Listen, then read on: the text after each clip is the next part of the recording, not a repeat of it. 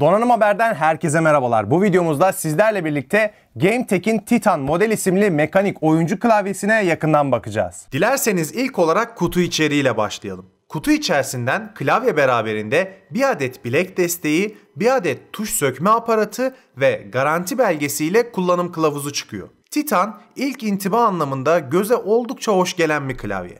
Bunda alüminyum gövdesinin de etkisi büyük.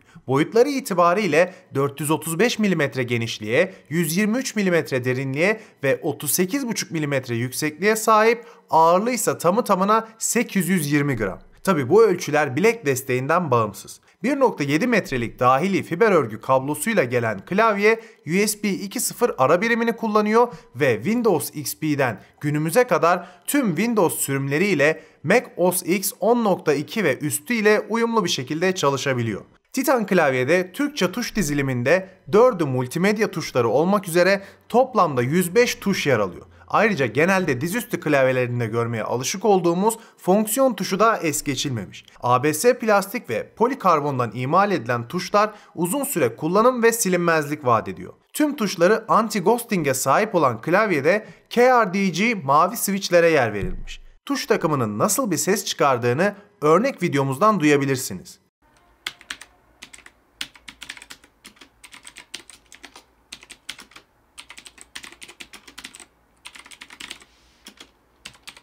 Özellikle uzun süren masa başı işlerde vücut pozisyonumuzdan bileklerimize kadar dikkat etmemiz gereken pek çok unsur var. Titan klavye beraberinde gelen bilek desteğiyle kendi üzerine düşeni yapmış diyebiliriz. Tek yapmanız gereken mıknatıslı yapıdaki bilek desteğini klavyeye yaklaştırmak. Bu da büyük kolaylık sağlıyor. Klavye yüksekliği bu tarz bir klavyeden beklenecek ölçüde. Yani ne ince yapılı ne de çok kaba. Ortalama bir yüksekliğe sahip diyebiliriz.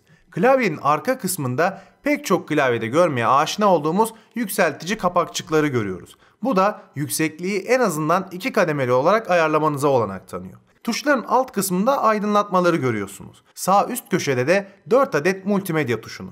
Özellikle büyük boyutlu tuş daha klavyeye ilk bakışta dikkati çekiyor. Hem üzerine basılabilen hem de döner yapıda iki işleve sahip olan bu tuş aydınlatma modları arasında geçiş yapmanızı ve parlaklık ayarını değiştirmenizi sağlıyor. 22 farklı ışık efektine sahip Titan klavyede dilerseniz multimedya tuşları yardımıyla oynayacağınız oyunlara özel olarak hangi tuşların aydınlatılacağını kendi kişisel zevkinize göre ayarlayabilir ve bu ayarlarınızı tek tuşla çağırabilirsiniz. Titan klavyeyi öyle aylarca kullanma fırsatımız olmadı ama belirtilene göre üzerindeki mekanik tuşlar 50 milyon tıklama ömrüne sahip. Peki gelelim bu klavyenin kimlere hitap ettiğine. Bilindiği üzere piyasada pek çok mekanik klavye switch'i yer alıyor. Bunlardan bazıları mümkün olduğunca hızlı tepkiler almak isteyen oyuncular, bazıları da sessizliği ön planda tutanlar için. GameTek Titan hem sahip olduğu özellikler hem de tasarımsal yönüyle ismindeki gaming ibaresine yakışır bir iş çıkarmış diyebiliriz. Özellikle alüminyum gövde ve tuş aydınlatmaları bir araya gelince gerçekten dönüp bakılası bir klavye çıkmış ortaya. Belki ekstra olarak bir de uygulama arayüzüne sahip olsaydık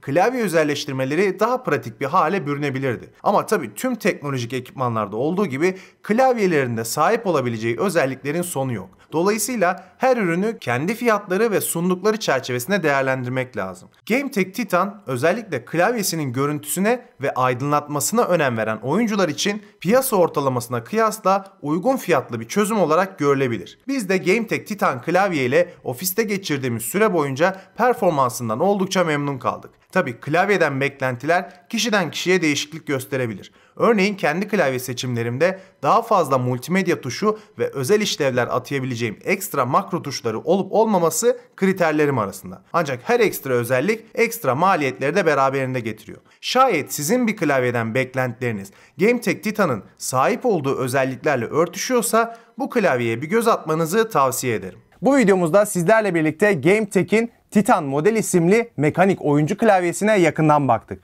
Bir başka videoda görüşmek üzere, hoşça kalın.